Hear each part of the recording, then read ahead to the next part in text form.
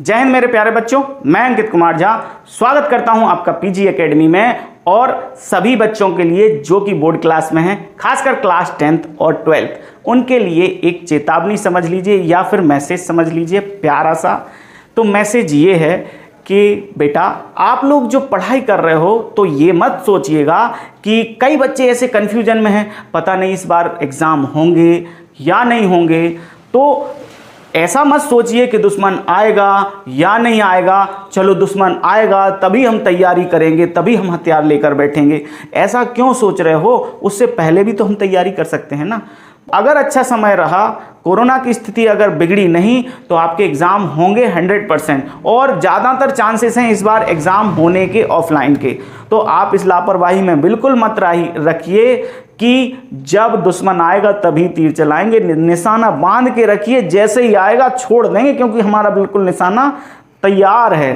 तो आप अपना निशाना तैयार रखिए, बाकी सिखाने के लिए हम लोग हैं। इतने प्लेटफॉर्म्स हैं ऑनलाइन आज की, आप लोग जितना सर्च करना चाहें आपके लिए हर एक चीज़ अवेलेबल है। बस गूगल करो या यूट्यूब करो तो कम से कम, लेकिन अपने आप को पीछे मत रखो, तैयारी करते रहें, कहीं पीछे मुड़ने का मौका ना दे समय आपको। इसलिए अभी से तैयारी करते रहें। इसी बात के साथ स्टार्ट करते हैं आज का वीडियो।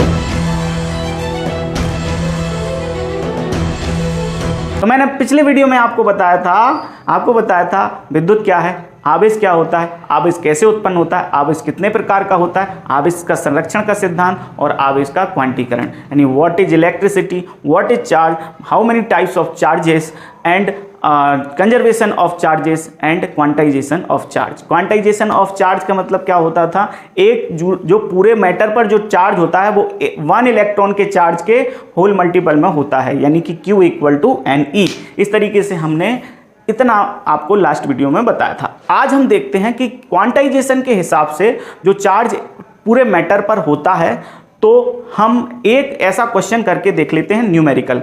तो अगर मान लो किसी पदार्थ से 50 इलेक्ट्रॉन निकल जाते हैं, ठीक है, तो उस पर कितना आवेश होता है? तो आवेश को ज्ञात करने का फॉर्मूला क्या है? Q = Ne। n यहाँ पर नंबर ऑफ इलेक्ट्रॉन है, तो नंबर ऑफ इलेक्ट्रॉन कितने रिमूव हुए हैं? 50। तो n की जगह 50 रख देंगे, इनटू E की जगह रख देंगे 1.6 × 10⁻19। क्यों रखेंगे? क्योंकि एक इलेक्ट्रॉन का चार्ज होता है इतना ही, 1.6 × 10⁻19। अब क्या करेंगे? इनका मल्टीप्लाई करेंगे तो ये हो जाएगा 8 × 10⁻19। तो 8 × 10⁻19 को हम साइंटिफिकली कैसे लिखते हैं? 8.0 × 10⁻19 कूलम, यानी उस पूरे मैटर पर चार्ज कितना हो गया? इतना, 8.0 × 10⁻19 कूलम। और कैसा रहा? धनावेश रहा। क्यों रहा? पॉजिटिव चार्ज क्यों है? क्योंकि इलेक्ट्रॉन रिमूव हुए हैं, और जब इलेक्ट्रॉन रिमूव होते हैं तो मैंने लास्ट वीडियो में आपको बताया था प्रोटॉन ज़्यादा बच जाते हैं, क्योंकि इक्वली होते हैं दोनों में, चार्ज भी इक्वल होते हैं। तो जब इलेक्ट्रॉन रिमूव होंगे तो उसमें ऑब्वियसली पॉजिटिव चार्ज इतना बच जाएगा। चलिए अब देखते हैं क्वांटाइजेशन ऑफ चार्ज के हिसाब से जितना भी एक पदार्थ पर पूरा आवेश होता है वो क्या होता है? एक इलेक्ट्रॉन के होल मल्टीपल में, यानी कि जितना भी चार्ज होगा वो एक इलेक्ट्रॉन का जितना चार्ज होगा उसका या तो दुगुना या तिगुना या 4 गुना, यानी कि 2.5 गुना या 2.5 या 6.1 या 6.2, ऐसा नहीं हो सकता। तो चलिए चेक करते हैं कि एक क्वेश्चन ये है कि किसी पदार्थ पर कुल आवेश है 2.2 × 10⁻19 कूलम, ठीक है। इस पर पता कीजिए कि क्या ये एक पदार्थ पर इतना आवेश हो सकता है। तो लगाते हैं quantization of charge. Quantization of charge का फॉर्मूला क्या होता है? Q = Ne। अब हमारे पास यहाँ पर दो चीज़ें पता है, एक तो Q पता है जो कि कितना है?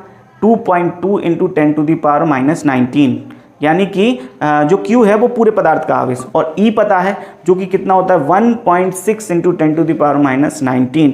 अब हमें N पता करना है, वो भी कैसे होना चाहिए? या तो 1 हो या 2 हो या 3 हो या 4 हो, होल मल्टीपल में हो।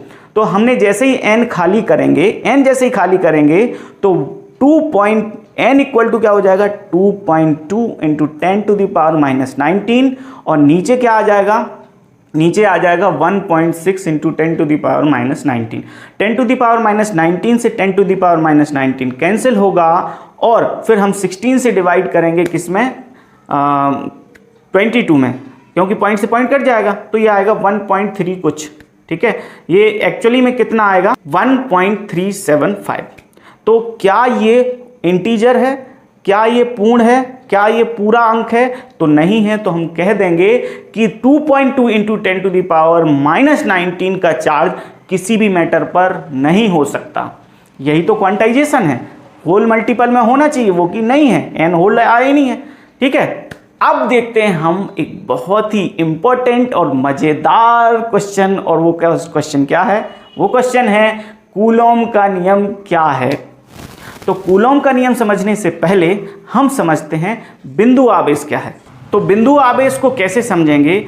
अगर दो चार्ज्ड पार्टिकल्स हैं, ठीक है, दो चार्ज पार्टिकल्स की डायमेंशंस बोले तो लंबाई, चौड़ाई, ऊंचाई, उनकी डिस्टेंस, उनके बीच की डिस्टेंस के कंपैरिजन में उनकी डायमेंशन बिल्कुल कम हो, लगभग नगण्य हो, मतलब कि एकदम जीरो के बराबर हो, जीरो ना हो लेकिन जीरो के बराबर हो, तो उन दोनों चार्जेस को, उन दोनों पार्टिकल ऑफ चार्ज को बोलेंगे हम पॉइंट चार्ज, यानी कि बिंदु आवेश।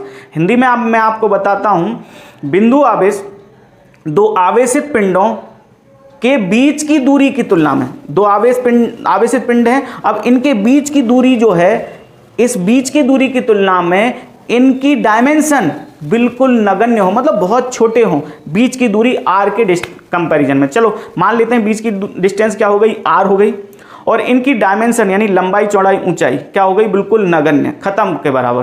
तो इस तरीके से इस चार्ज को हम क्या बोलते हैं, पॉइंट चार्ज। तो कूलॉम का नियम क्या कहता है? कूलॉम का नियम कहता है किन्हीं दो बिंदु आवेशों के मध्य लगने वाला आकर्षण बल या प्रतिकर्षण बल का मान उन दोनों आवेशों के गुणनफल के अनुक्रमानुपाती, बल मतलब F, ठीक है, तथा उनकी बीच की दूरी के वर्ग के व्युत्क्रमानुपाती होता है। यानी कि अगर हम बात करें तो हमने बिंदु आवेश मान लिए Q1 और Q2।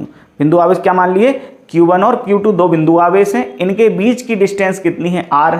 तब इनके बीच जो फोर्स लगेगा F proportionally Q1 Q2 and F proportionally 1/r²। तो अगर हम इन दोनों को मर्ज कर दें तो क्या F कॉमन हो जाएगा और F प्रोपोर्शनली हो जाएगा Q1 Q2/r²। जैसे ही प्रोपोर्शनल का साइन हटता है तो एक कांस्टेंट वैल्यू आ जाती है K, F equal to K Q1 Q2/r²। That is the law of Coulomb, यही कूलॉम का नियम है। अगर बात करें तो यहाँ K की वैल्यू K इक्वल टू होता है 1/4πε0 equal to 9 into 10 to the power 9 newton metre square पर कूलॉम स्क्वायर। यहाँ पर जो एप्सिलॉन नॉट होता है वो क्या होता है, एप्सिलॉन नॉट होता है भैया वायु या निर्वात की निरपेक्ष विद्युतशीलता, यानी कि permittivity of air and vacuum. अगर हम एप्सिलॉन नॉट की वैल्यू निकालने जाएं तो एप्सिलॉन नॉट इक्वल टू होता है 1/4πk, क्योंकि k नीचे आ गया, एप्सिलॉन नॉट ऊपर पहुंच गया। इसके सॉल्यूशन से हमें वैल्यू प्राप्त होती है, वो क्या होती है 8.85 into 10 to the power -12 coulomb square पर न्यूटन मीटर स्क्वायर। अगर हम बात करें CGS पद्धति में, ये SI पद्धति में था, CGS पद्धति में k इक्वल टू होता है 1। क्या होता है k की वैल्यू होती है 1।